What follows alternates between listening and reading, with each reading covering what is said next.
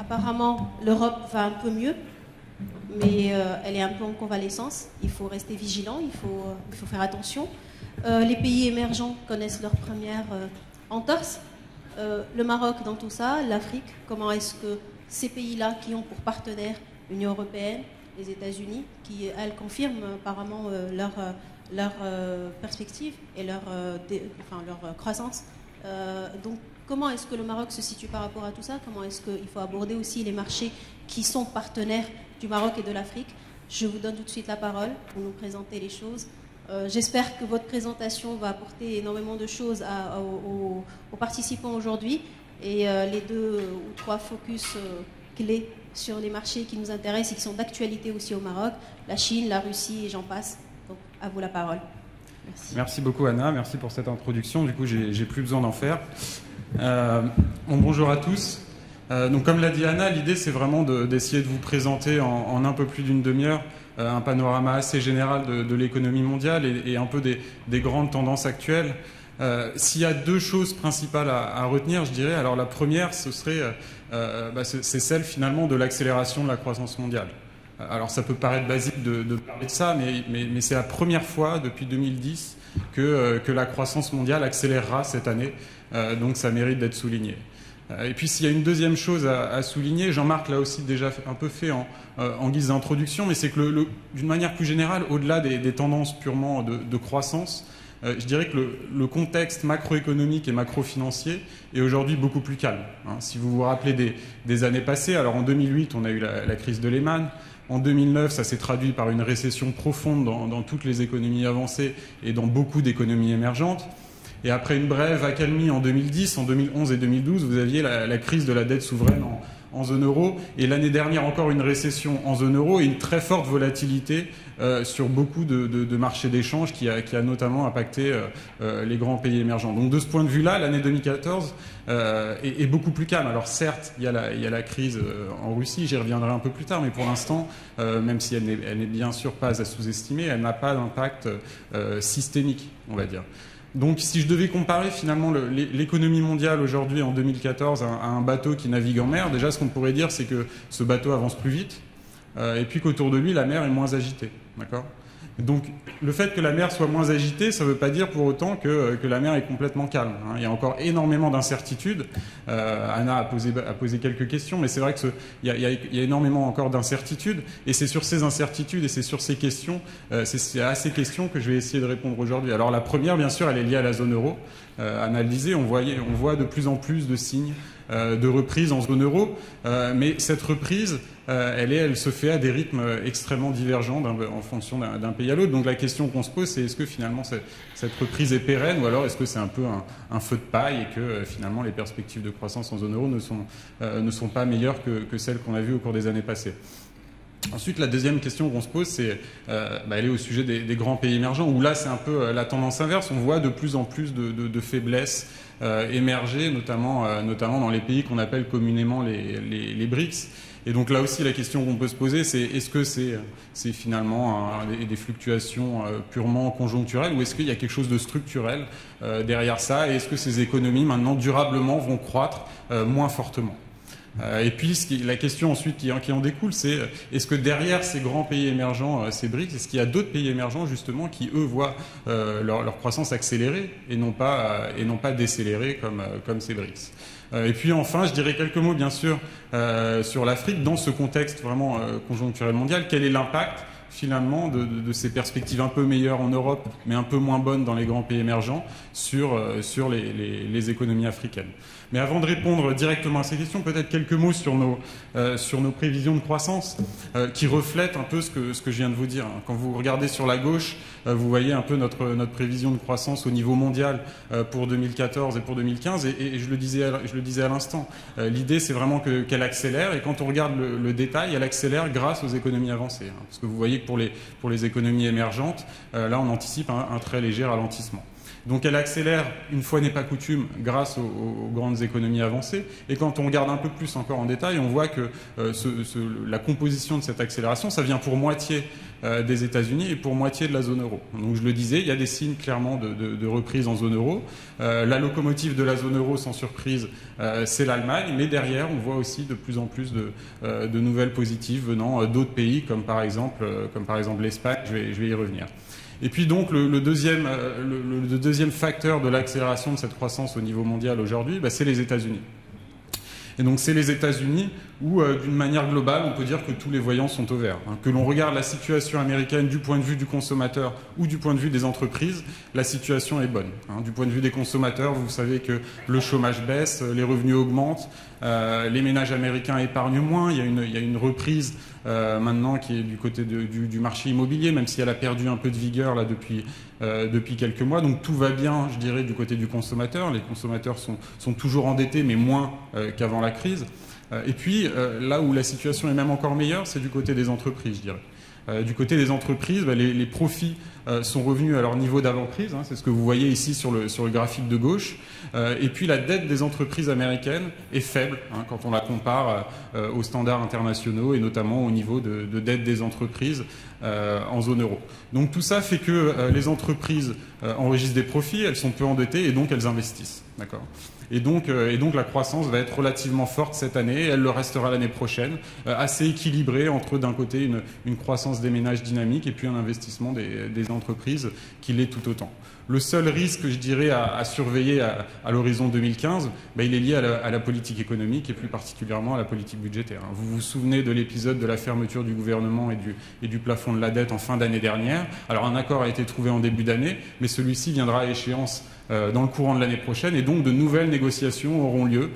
Et quand on sait que 2015 sera un contexte de campagne électorale et de lancement de la campagne présidentielle 2016, on peut s'attendre à des négociations encore difficiles entre républicains et démocrates. Donc c'est un peu le risque à surveiller. Mais au-delà de ça, je dirais que la situation et les perspectives sont bonnes aux États-Unis.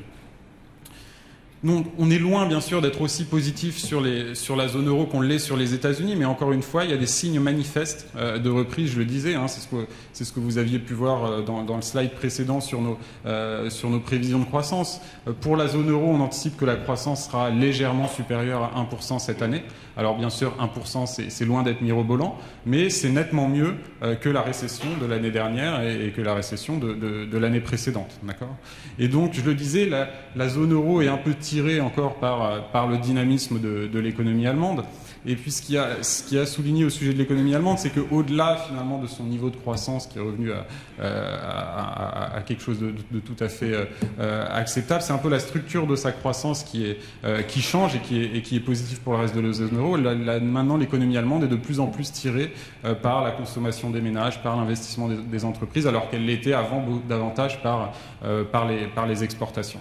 Mais au-delà de ça, donc il y a beaucoup de nouvelles positives émanant de la zone euro, mais malgré ça, je dirais, nos prévisions de croissance ne permettent pas d'être exagérément optimistes. Et si on ne l'est pas, c'est parce qu'il y a encore énormément de freins structurels qui vont peser sur l'activité dans les années à venir en zone euro, et en particulier sur l'investissement. Alors, un de ces freins, il est lié à l'absence de reprise du côté du crédit au secteur privé. À la fois pour les entreprises et pour les ménages, l'accès au crédit reste difficile. Et donc ça, c'est susceptible de peser à court et moyen terme encore sur l'activité en zone euro. Donc une manière de l'illustrer, c'est là, à travers le graphique de gauche, où tous les trimestres, en fait, la Banque Centrale Européenne réalise une enquête auprès des 130 premières banques en zone euro. Et donc elle leur pose tout un tas de questions, et notamment sur les conditions de crédit. Elle pose notamment des questions concernant justement ces conditions de crédit pour les entreprises. Et donc elle leur demande concrètement, est-ce que d'après vous, vous avez durci ou assoupli les conditions de crédit au cours du trimestre passé. Et donc quand on regarde les résultats au cours des dernières années les plus récents, c'est ce que vous voyez là sur le graphique de gauche, c'est assez saisissant, c'est-à-dire qu'en gros, l'indicateur que vous voyez, quand il est positif, ça signifie que les conditions de crédit se durcissent, et quand il est négatif, ça signifie qu'elles s'assouplissent. Et ce que vous voyez, c'est que malgré les premiers signes de reprise et d'amélioration, eh ben, on ne voit toujours pas d'assouplissement des conditions de crédit pour les entreprises. Donc ça reste un problème. Une autre manière de regarder un peu cette difficulté, c'est sur le graphique de droite, c'est quand on s'intéresse au niveau des taux d'intérêt réels. D'accord ? Donc autrement dit, le coût réel de l'investissement pour les entreprises. Donc encore une fois, ce sont des données que nous fournit la Banque Centrale Européenne. C'est le taux d'intérêt moyen accordé par les banques à des entreprises pour des prêts allant de 1 à 5 ans. Et on l'a ajusté du niveau d'inflation. Et donc là, ce que vous voyez, c'est que pour beaucoup de pays, les taux d'intérêt réels ont tendance à augmenter encore au cours des mois précédents. Et donc ça, c'est encore une fois un problème. Donc par exemple, si vous regardez un pays comme l'Italie, là où vous voyez par exemple que ce taux d'intérêt réel est proche de 3%, alors ça peut paraître relativement faible comme niveau, mais le problème, c'est que quand vous avez des perspectives de croissance qui sont situées entre 0 et 1%, on dit autrement, quand votre rendement un peu anticipé de l'investissement est situé entre 0 et 1% et que le coût de votre endettement est, lui, proche de 3%, vous n'avez pas intérêt à investir. Donc ça reste un problème pour plusieurs pays de la zone euro et c'est pour ça qu'on reste modérément optimiste. Et troisième chose qui fait qu'on reste là encore très prudent, c'est le niveau de dette privée. Alors en zone euro, on a beaucoup parlé au cours des dernières années, et à juste titre, des niveaux excessifs de dette publique et des politiques d'austérité qui en découlent. Mais il faut se rappeler qu'à l'origine, la crise actuelle résulte d'un excès d'endettement du secteur privé, d'accord, à la fois des entreprises et des ménages. C'est ça qui a résulté en une bulle immobilière qui a ensuite explosé, notamment aux États-Unis, en Espagne, mais aussi en Irlande ou au Royaume-Uni. Et ce qu'on observe quand on regarde un peu l'histoire économique récente au cours des 20 à 30 dernières années, c'est qu'à chaque fois qu'il y a eu un tel épisode de bulle de crédit, entre guillemets, après le retournement, c'est-à-dire après la crise, ces niveaux de dette privée sont revenus à leur niveau initial, d'accord, pré-crise. Donc ça signifie que pour la zone euro, il va y avoir un ajustement de la dette privée au cours des années à venir, c'est-à-dire que les ménages et les entreprises vont moins pouvoir s'endetter parce que très concrètement, il va être difficile d'accorder des crédits à des entreprises et des ménages qui sont déjà très endettés. Donc ça aussi, ça va aussi pénaliser un peu l'investissement et donc l'activité. Alors, dans ce contexte-là, les pays qui s'en sortent le mieux, au-delà de l'Allemagne, sont ceux où les entreprises réalisent des profits, sont ceux où les entreprises ont fait des réformes structurelles pour abaisser les coûts du travail, réaliser des gains en matière de compétitivité prix. Et là, le pays qui sort du lot, c'est l'Espagne, après l'Allemagne, comme je vous le disais. Il y a eu énormément de progrès faits en matière de compétitivité prix, de coûts unitaires du travail. Et donc on en voit aujourd'hui les résultats. Malgré leur endettement élevé, les entreprises se remettent à investir parce qu'elles réalisent des profits. Et donc on voit les premiers signes vraiment de ces réformes passées, de ces progrès passés. Et c'est pour ça aussi qu'on est aujourd'hui plus positif sur l'Espagne. À l'inverse, la situation reste un peu plus compliquée pour d'autres pays, comme notamment l'Italie ou la France. Là, vous le voyez par exemple au niveau des entreprises sur la gauche. Autant les défaillances d'entreprises baissent maintenant, que ce soit en Allemagne ou en Espagne, mais elles continuent d'augmenter en France ou en Italie, même si le point haut semble être passé. Alors, au cours des derniers mois, la bonne nouvelle, c'est que les gouvernements dans ces deux pays ont aussi entrepris des réformes pour essayer un peu de restaurer les marges des entreprises et leur compétitivité, donc en abaissant sous diverses formes la taxation des entreprises. Le problème, c'est qu'il y a des contraintes budgétaires et donc ces politiques ont été financées via des baisses de dépenses publiques. Et donc, certes, à moyen terme, ces politiques vont devraient avoir un effet bénéfique sur l'activité, mais le problème, c'est que ces mesures d'ajustement budgétaire, de baisse des dépenses publiques, ont un effet négatif à court terme, tandis que les gains en termes de profit et d'activité liés à une meilleure compétitivité se verront, eux, à moyen terme. Donc, il va y avoir un peu cette période transitoire être bien géré pour ces pays. Et quand on regarde, là encore une fois, les expériences passées, il y a d'autres pays qui se sont attaqués à ce genre de réforme, donc en essayant d'abaisser un peu le niveau d'imposition des entreprises via des baisses de dépenses publiques. Je pense notamment à l'Allemagne au début des années 2000, ou si on monte même un peu plus loin, au Royaume-Uni dans les années 80. Et vous voyez que là, sur le graphique de droite, si on place la croissance à son niveau, donc lorsque ces mesures ont été prises, on voit que ça prend un peu de temps pour que ces réformes, entre guillemets, portent leurs fruits, et donc pour que la croissance reparte. Dans le cas du Royaume-Uni, par exemple, vous voyez que ça prend à peu près 2 ans pour qu'on voit une réelle inflexion sur la croissance. Donc tout ça pour dire que, certes, on est bien sûr, encore une fois, plus positif qu'on l'était il y a un an, certes, la croissance repart, mais on ne peut pas être excessivement optimiste en raison des freins structurels que je viens d'évoquer. Et donc, quand on anticipe une croissance légèrement supérieure à 1% cette année, forcément, encore une fois, je le disais, c'est beaucoup mieux que l'année dernière, mais ça reste insuffisant pour régler tous les problèmes structurels de la zone euro. Et en particulier, un taux de croissance de 1%, c'est insuffisant pour stabiliser le taux de chômage, et c'est insuffisant pour stabiliser ou réduire significativement le niveau de la dette publique. Donc la situation s'améliore d'un point de vue conjoncturel, mais d'une manière structurelle, les nombreux défis auxquels la zone euro doit faire face demeurent d'actualité. Et un dernier point, c'est finalement qu'en termes de défaillance d'entreprise, ce qui nous intéresse vraiment chez Coface, un niveau de croissance légèrement supérieur à 1%, c'est dans certains pays, insuffisant aussi pour stabiliser le nombre de défaillances d'entreprises. Ce que vous voyez sur ce graphique, c'est qu'on a essayé un peu de regarder la relation statistique sur le long terme entre l'évolution du taux de croissance du PIB et celle des défaillances d'entreprises. Et donc on a calculé un espèce de point mort, c'est-à-dire que c'est le taux de croissance du PIB requis pour que les défaillances d'entreprises se stabilisent. Et donc là, c'est ce que vous voyez sur ce graphique, c'est ce point mort, il est en bleu. Donc par exemple, si vous regardez pour l'Allemagne, il faut une croissance d'environ 1,7% en Allemagne pour que le niveau des défaillances d'entreprises se stabilise. Et donc quand on regarde la situation pour certaines économies développées, eh bien, on voit que pour l'Allemagne, pour les États-Unis, pour le Royaume-Uni, les croissances qu'on anticipe cette année sont suffisantes pour faire baisser les défaillances d'entreprises. En revanche, pour la France et l'Italie, ce n'est pas le cas. Et donc c'est aussi pour ça qu'on reste relativement prudent sur ces économies. Donc, comme vous le savez peut-être, chez Coface, en fait, on essaie de mesurer le risque pays, en fait, à travers des évaluations pays qui visent en fait à évaluer le risque de crédit moyen des entreprises dans le pays en question. Donc, l'idée, c'est de tenir compte à la fois d'un très grand nombre d'indicateurs macroéconomiques et macrofinanciers, comme ceux dont je viens de vous parler. On tient compte aussi de notre propre environnement, de notre propre évaluation, de l'environnement des affaires. Et puis, on regarde aussi notre expérience de paiement chez Coface dans le pays en question, puisqu'on est présent directement dans près de 70 pays.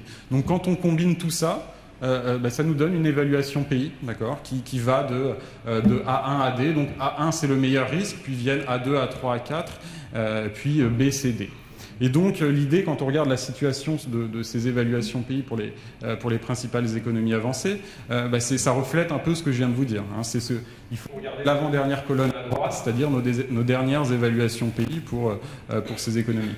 Donc déjà, ce que vous voyez, c'est que la bonne nouvelle, c'est qu'il n'y a plus de rouge, entre guillemets. Alors du rouge, ça signifie qu'on a dégradé l'évaluation d'un pays. Donc vous voyez que maintenant, depuis plusieurs trimestres, on n'a pas procédé à de dégradation. Et puis vous voyez du bleu, donc c'est-à-dire qu'on a mis des perspectives positives, où on a reclassé certains pays. Et donc ça concerne notamment les États-Unis, ça concerne l'Allemagne, ça concerne l'Autriche, ça concerne aussi le Royaume-Uni. Donc ça, encore une fois, ça synthétise un peu la situation aujourd'hui dans les économies les plus avancées. Pour les meilleures d'entre elles, la situation s'améliore, et au pire, la situation a cessé de se détériorer. Donc c'est un peu l'idée générale pour les économies avancées. Alors, ce regain de croissance, il va nécessairement avoir un impact positif sur les économies émergentes cette année via notamment le canal des exportations. Mais paradoxalement, quand vous regardez nos prévisions de croissance pour les pays émergents pris dans leur ensemble, c'est ce que vous voyez à gauche, ce qu'on observe, c'est un léger ralentissement cette année. Alors rien de catastrophique bien sûr, mais c'est ce qu'on observe, c'est un léger ralentissement malgré l'effet positif attendu des exportations vers les économies développées. Alors comment expliquer ce ralentissement? On l'explique par les grands émergents, c'est-à-dire ceux qu'on appelle communément les BRICS. Malgré l'environnement international un peu meilleur, ce qu'on voit, c'est une assez nette détérioration des perspectives de croissance depuis maintenant presque 2 ans dans ces grandes économies. Alors il y a énormément de raisons qui l'expliquent, des raisons propres à chaque pays, des raisons communes à tous ces pays. Je pense qu'on peut les synthétiser à travers une expression qui pourrait être celle des contraintes d'offres. Ces pays subissent de plus en plus, souffrent de plus en plus d'un certain nombre de contraintes d'offres qui pénalisent aujourd'hui leur investissement, alors que du côté de la consommation, les perspectives restent bonnes. Toutes les tendances structurelles liées à l'émergence des classes moyennes, ça reste d'actualité, avec des nuances, j'y reviendrai. Mais par contre, c'est plutôt du côté de l'offre qu'on voit de plus en plus de problèmes émerger. Alors ça peut paraître abstrait de parler de contraintes d'offres, et peut-être que le plus simple, c'est de regarder des cas concrets. Donc regardons par exemple ce qui se passe au Brésil. Le Brésil est une économie qui avait l'habitude de croître à des rythmes proches de 4 à 4,5% jusqu'il y a 2 ans à peu près. Cette croissance était surtout tirée par un accès facile au crédit qui a permis aux ménages brésiliens de s'endetter, de consommer davantage. Et ça, encore une fois, c'est dans une large mesure, c'est toujours d'actualité. Le problème est que cet endettement des ménages et cet accès assez facile au crédit a généré à moyen terme une inflation élevée. Et aujourd'hui, les entreprises en subissent les conséquences parce que les coûts du travail ont énormément augmenté. C'est ce que vous voyez sur le graphique de gauche. Alors, ils ont beaucoup augmenté dans tous les pays émergents, mais encore plus au Brésil. Et quand vous combinez ces problèmes en matière de compétitivité prix avec des lacunes en matière d'infrastructures, c'est ce que vous voyez là sur le graphique de droite, vous voyez le Brésil tout en bas dans les classements internationaux en matière de qualité des infrastructures, et vous comprenez pourquoi les entreprises brésiliennes aujourd'hui ont de plus en plus de problèmes pour produire et pour investir. Donc c'est vraiment un exemple précis qui illustre bien ces contraintes d'offres chez les grands émergents. Un autre exemple, bien sûr, c'est la Russie. Alors là, les contraintes d'offres, ça se traduit par des lacunes, je dirais, en matière de gouvernance. Donc on parle beaucoup aujourd'hui des effets néfastes sur l'économie de la crise politique actuelle, mais ce qu'il faut avoir en tête, c'est que le ralentissement marqué de l'économie russe a débuté bien avant. Le ralentissement de l'économie russe a débuté il y a près de 2 ans. Et encore une fois, il provient essentiellement de l'investissement parce que les investisseurs à la fois locaux et étrangers ont de moins en moins confiance dans les institutions et dans le système légal du pays et donc préfèrent investir à l'étranger qu'en Russie. Et donc ça se voit par exemple, c'est très visible quand on regarde le montant des sorties de capitaux sur le graphique de droite. Elles ont très nettement augmenté au cours des années passées. Et bien sûr, la crise politique actuelle vient accentuer ce problème. Si vous regardez vraiment le dernier chiffre sur le graphique de droite, vous voyez que l'année dernière, les sorties de capitaux ont atteint 62 milliards à peu près en Russie, ce qui est déjà élevé. Et quand on regarde le chiffre que vous ne voyez pas sur ce graphique, pour le seul premier trimestre 2014, elles sont déjà à 50 milliards. Donc ce qui signifie que la crise politique actuelle, c'est un peu la goutte d'eau qui fait déborder le vase, mais qui était déjà bien remplie. Donc c'est pour cette raison qu'il est difficile de ne pas anticiper maintenant une récession cette année en Russie, d'autant plus que les ménages souffrent aussi de cette situation dans la mesure où les sorties de capitaux génèrent des pressions à la baisse sur la devise qui elle-même a des effets sur l'inflation via les prix importés. Donc l'inflation aujourd'hui est relativement élevée en Russie et ça pénalise la consommation des ménages. Et puis, quand on parle de contraintes d'offres, enfin, en Chine, ça se traduit par un endettement excessif des entreprises. Il y a eu un surinvestissement, pas généralisé, mais notamment dans certains secteurs liés aux infrastructures, comme l'acier, par exemple.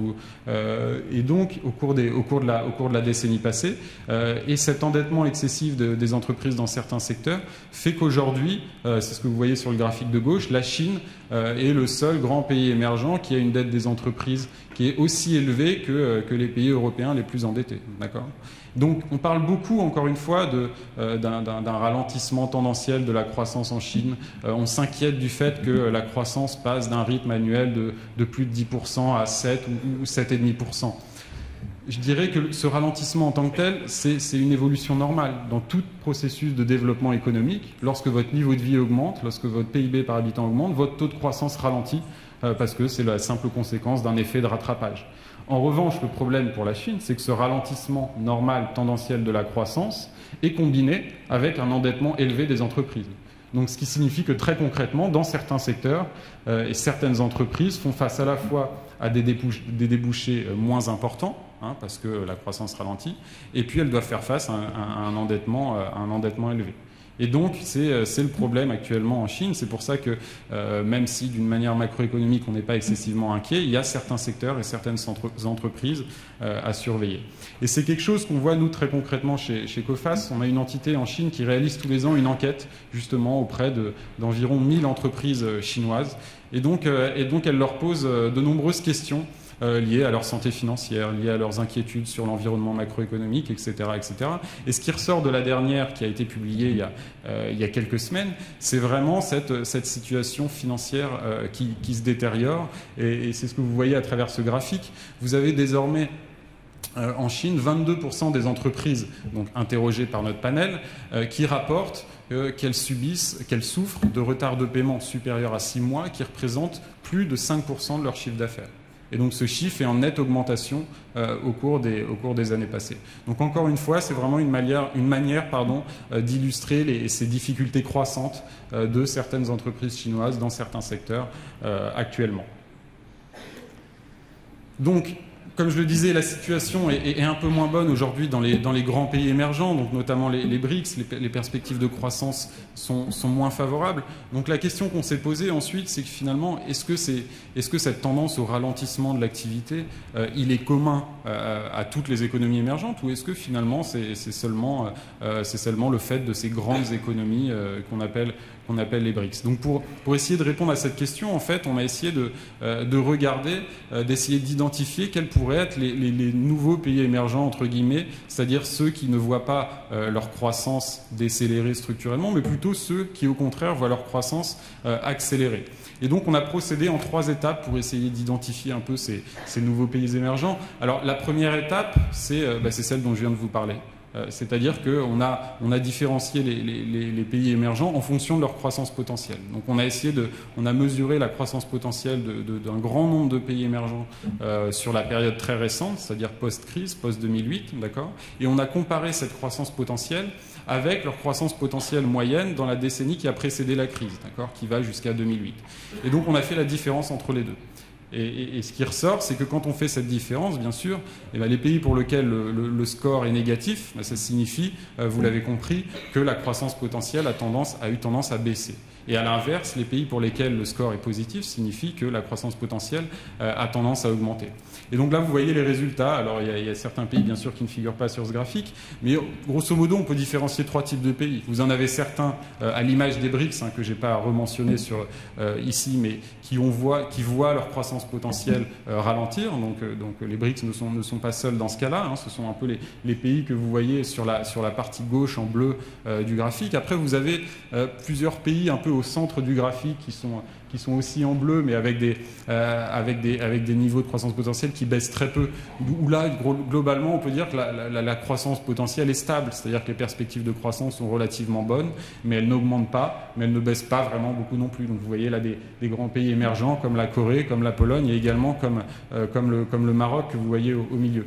Et puis sur la partie droite du graphique, vous voyez tout un tas de pays où là, justement, on voit une nette accélération de la croissance potentielle. Donc je dirais que c'est notre premier filtre pour essayer d'identifier quels sont un peu aujourd'hui les nouveaux pays émergents qui pourraient prendre le relais, entre guillemets, des BRICS.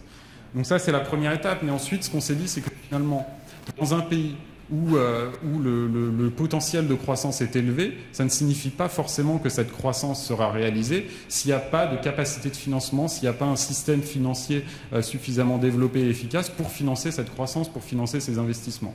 Et donc là, finalement, on a décidé d'exclure, entre guillemets, de notre panel les pays dans lesquels les capacités de financement étaient jugées insuffisantes. Et donc, pour juger de ces capacités de financement, on a utilisé le taux d'épargne, d'accord, en disant que les pays où le taux d'épargne était inférieur à 10% du PIB, dans ces pays-là, les capacités de financement étaient insuffisantes pour finalement que ce potentiel de croissance se réalise. Et donc là, c'est finalement aussi ce que nous enseigne la décennie passée avec les BRICS. Vous avez une forte croissance, accélération de la croissance dans ces pays dans les années 2000, et celle-ci a été accompagnée d'une montée du taux d'épargne et donc une montée du taux d'investissement dans ces pays. Donc on a exclu un certain nombre de pays en utilisant ce critère.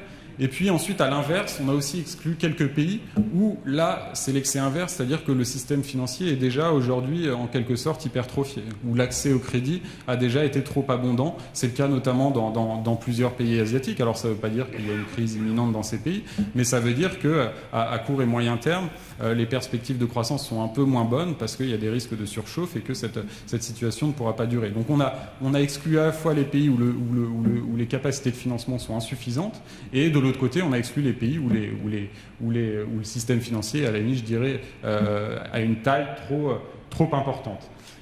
Et puis la dernière étape, alors donc on a retenu une liste de pays donc, où le potentiel de croissance est bon, ou qui ont des capacités de financement pour financer cet investissement.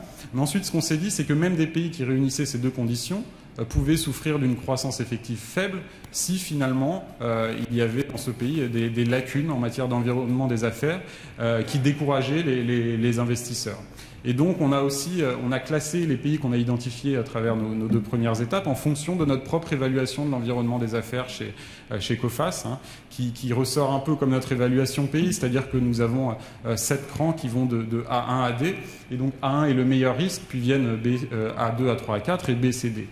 Et donc on a notre propre évaluation de l'environnement des affaires où on tient compte d'un certain nombre d'indicateurs d'indicateurs globaux, notamment en matière de classement des infrastructures, en matière de niveau de la corruption, en matière de qualité des services publics. Et puis on a notre propre évaluation interne où en fait on réalise une enquête tous les ans pour essayer de mesurer le niveau de la gouvernance privée, c'est-à-dire notamment tout ce qui concerne l'accessibilité des données financières, leur fiabilité, la possibilité d'avoir des recours légaux en cas de problème, etc., etc. Et donc on obtient ce classement, et vous voyez là les 10 pays qu'on a identifiés comme potentiellement étant nos nouveaux pays émergents, on les a classés en fonction de leur niveau d'environnement des affaires. Et donc on peut les distinguer, on peut distinguer 2 sous-groupes. Alors le premier, c'est les 5 premiers pays que vous voyez là, c'est la Colombie, l'Indonésie, le Pérou, les Philippines et le Sri Lanka, où globalement l'environnement des affaires est assez satisfaisant, et donc ce sont vraiment les pays qui réunissent toutes les conditions pour être qualifiés un peu de nouveaux émergents. Et puis vous avez 5 autres pays en dessous où l'environnement des affaires est encore aujourd'hui un peu difficile. Donc ça signifie que ces économies ont un fort potentiel de croissance, elles ont des capacités de financement minimum pour réaliser ce potentiel, mais que peut-être cet environnement des affaires toujours un peu difficile fera que ça prendra un peu plus de temps pour que ce potentiel se réalise. Et donc vous voyez que dans ces 10 pays, vous avez un certain nombre notamment de pays africains. Et donc là, encore une fois, ça confirme vraiment le potentiel de croissance dans cette région à long terme. Mais au-delà de ce potentiel de croissance à long terme, ce qui est intéressant de regarder aujourd'hui, c'est quelle est la conséquence pour l'Afrique de l'environnement économique conjoncturel actuel. Pour simplifier, je vous ai dit que la situation ça allait mieux en zone euro. Il y a une reprise, même si, encore une fois, il y a beaucoup de bémols, comme je le disais. Et puis, de l'autre côté, ça va un peu moins bien dans les grands pays émergents, et en Chine en particulier. Et donc, on a beaucoup entendu parler au cours des dernières années de la montée en puissance de la Chine en Afrique. Donc, c'est intéressant de se demander si, finalement, pour l'Afrique, quel est l'effet net de cette conjoncture mondiale sur les économies africaines. Est-ce que, finalement, l'Afrique va plus bénéficier de la reprise en zone euro, ou est-ce qu'au contraire, elle va plus souffrir du ralentissement de la croissance dans les grands émergents et en Chine en particulier. Alors pour essayer d'évaluer ça de manière un peu rapide, ce qu'on a regardé, c'est on a calculé la part des exportations pour les 20 premières économies africaines, des exportations qui va vers la zone euro et celle qui va vers la Chine. Donc vous voyez la part des exportations qui va vers la zone euro en vert, donc qui monte vers le haut, parce que c'est un facteur positif comme il y a une reprise en zone euro. Et puis à l'inverse, la part des exportations qui va vers la Chine, c'est le bâton qui descend vers le bas. Et on a calculé l'écart entre les deux. Alors ce chiffre, cet écart entre les deux, il ne signifie rien en tant que tel. Mais c'est juste le moyen de pouvoir classer les économies africaines en fonction de leur vulnérabilité à la conjoncture mondiale actuelle. Et donc là, la tendance est assez claire. En gros, vous voyez sur la partie gauche du graphique, les pays qui auront tendance plus à souffrir de la situation économique mondiale actuelle.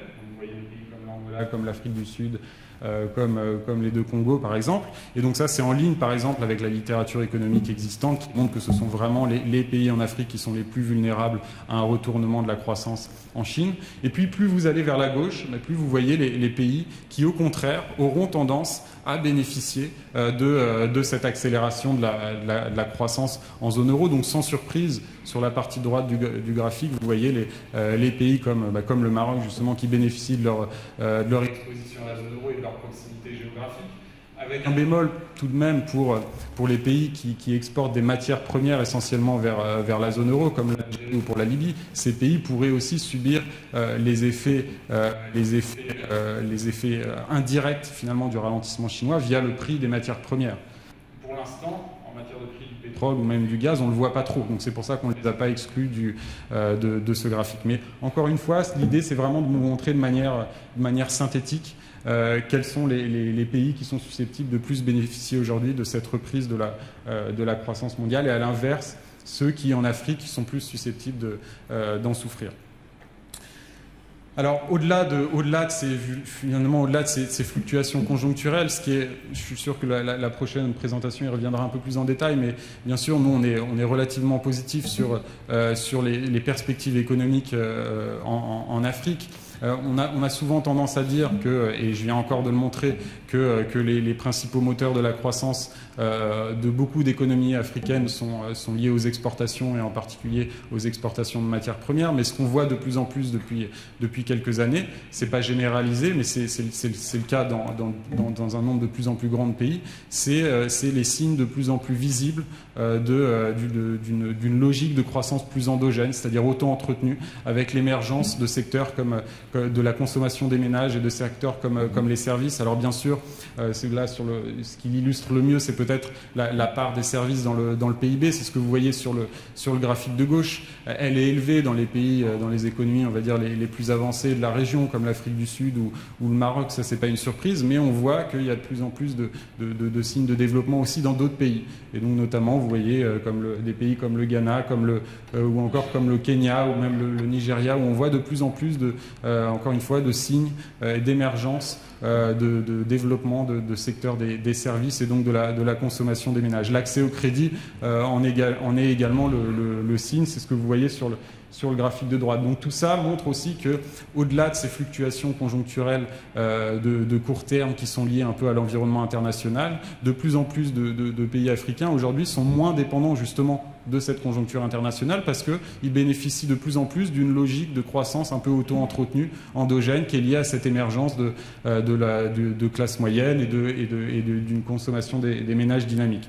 Ceci étant dit, donc là, les tendances sont favorables, mais il y a quand même quelques risques à souligner. Et si je devais en retenir un, ce sont les risques. Alors ça, c'est ce qu'on étudie vraiment de manière très classique quand on fait du risque payé et des études économiques. C'est le risque lié à l'accroissement des déficits publics et des déficits des comptes courants. Donc là, c'est ce que vous voyez sur ces graphiques. L'idée, c'est qu'on a vu quand même au cours des dernières années en Afrique, et c'est un peu le corollaire aussi de cette expansion de la demande interne, c'est-à-dire que quand votre consommation des ménages augmente, une partie de ce que vous consommez est importée. Et donc ça détériore un peu votre balance commerciale, et donc la question, c'est de savoir jusqu'où ça va. D'accord ? Une détérioration modérée de votre balance commerciale, c'est finalement le signe que vous êtes en plein processus de développement économique. Là, toute la question est de savoir et de ne pas dépasser finalement une certaine limite, parce que là, ça signifie qu'on va atteindre un peu des niveaux de surchauffe et donc que la croissance devra ralentir. Et les tendances sont quand même assez frappantes quand on regarde l'évolution au cours des dernières années. Sur le graphique de gauche, vous voyez un peu encore une fois les principales économies africaines en fonction de leur déficit courant. D'accord. Donc là, c'est en abscisse, et leur déficit public et de leur solde public en ordonnée. Et donc, vous voyez leur situation, c'est en orange pour 2007, et puis en bleu pour 2013. Et vous voyez que la tendance, elle est quand même assez claire. On passe d'une situation où il y avait quand même pas mal de pays qui avaient des excédents à la fois courants et publics, c'est-à-dire la partie en haut à gauche du graphique, à une situation plus où les pays glissent progressivement vers le bas, le cadran en bas à droite, en bas à gauche, pardon, du graphique. Et donc ça, c'est le signe que finalement les comptes à la fois publics et extérieurs se dégradent. Même pour des pays, par exemple, comme l'Angola, qui bénéficient de la manne pétrolière, vous voyez que même ces pays-là n'enregistrent plus d'excédent courant. D'accord ? Donc ça, c'est d'excédent en matière budgétaire. Donc, et pour des pays qui enregistraient à l'époque, en 2007, des petits déficits, on va dire, publics et des comptes extérieurs, comme par exemple le Ghana, et bien là, on voit que la situation s'est très nettement détériorée au cours des dernières années. Une autre manière de le voir, c'est sur le graphique de droite. Donc vous voyez l'évolution conjointe en moyenne pour l'Afrique. Et donc finalement, vous voyez que ça s'est beaucoup dégradé en 2008-2009, mais ça, finalement, c'est une évolution normale. Quand la croissance mondiale, quand la croissance baisse fortement, c'est normal de relancer l'économie via des plans de relance et c'est normal que les comptes publics se détériorent. Ce qui l'est moins, en revanche, c'est la détérioration très récente de ces comptes publics où là, finalement, il n'y a pas de raison macroéconomique qui l'explique dans la mesure où la croissance est toujours forte cette année et l'année dernière. Et donc, le problème est que quand vous enregistrez ce type de déficit, il faut savoir de quelle manière on les finance. Jusqu'à très récemment, beaucoup de ces pays finançaient un peu leur déficit extérieur via des financements concessionnels. Aujourd'hui, ces pays ont de plus en plus accès aux marchés financiers internationaux, ce qui est une bonne nouvelle dans la mesure où ça signifie que les investisseurs s'intéressent à ce continent. Mais le problème et le risque à avoir en tête, en tout cas à moyen terme, c'est que de plus en plus, ces pays vont faire face à des risques auxquels ont fait face, par exemple, l'année dernière, les grands pays émergents en matière de vulnérabilité sur les taux de change, parce que ces financements de nature plus volatile auront tendance à fluctuer en fonction de l'évolution de ces données sur les comptes publics et sur les comptes extérieurs. Donc, ceci étant dit, pour synthétiser un peu notre vision sur les économies africaines, on réalise aussi ce même type d'évaluation pays et finalement ça synthétise un peu, ça reflète ce que je viens de vous dire, c'est-à-dire que globalement les tendances sont bonnes et c'est pour cette raison par exemple qu'il y a 6 mois on avait mis des perspectives positives sur l'évaluation pays du Kenya, sur celle du Rwanda ou encore du Nigeria et aujourd'hui je peux même vous l'annoncer qu'on revoit officiellement ces évaluations pays, même si ce n'est pas encore sur ce graphique. Et donc ça montre bien un peu la tendance positive aujourd'hui sur le continent. À l'inverse, il y a aussi des risques à éviter. Et le Ghana l'illustre bien par exemple.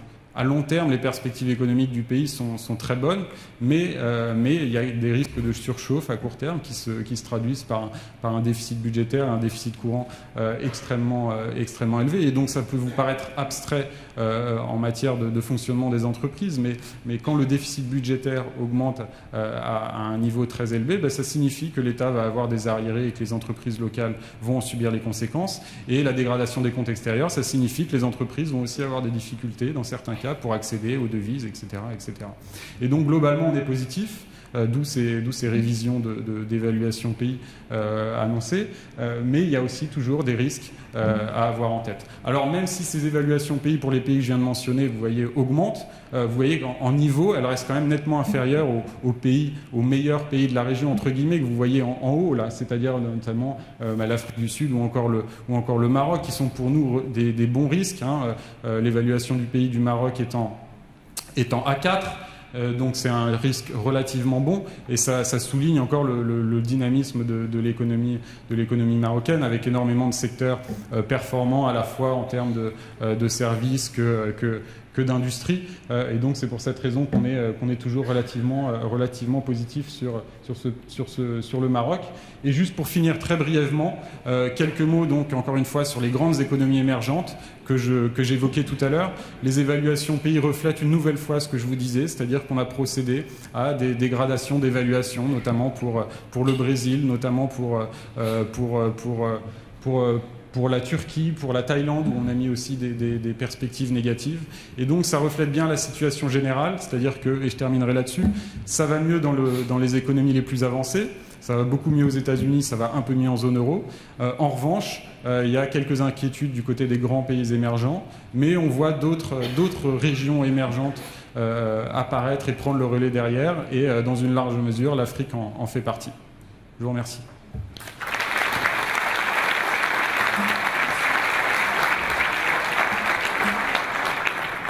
Julien. Donc la bonne nouvelle, c'est que l'Union européenne va mieux, mais il faut rester vigilant.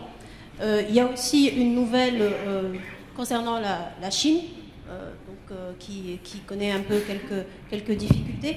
Nous avons eu quelques échos au niveau de la salle par rapport à votre présentation, avec quelques questions. Donc on en a sélectionné quelques-unes pour la suite. Je prends tout de suite une première question de la salle. Nous voyons que les perspectives de la croissance économique africaine deviennent de plus en plus importantes, mais est-ce que cette croissance ne se limite pas seulement aux chiffres statistiques, vu la complexité de l'environnement économique africain?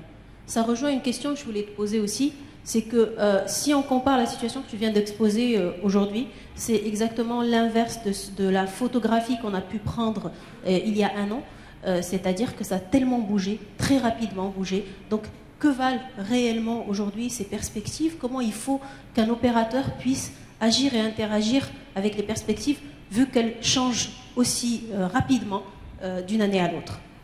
Je te laisse répondre et on prendra une deuxième question juste après. Je suis là. Bon, alors, bien évidemment, c'est une question plus générale qui touche pas seulement à l'Afrique, la question des données statistiques, mais c'est vrai que c'est une question clé. C'est une question clé dans le cas de l'Afrique.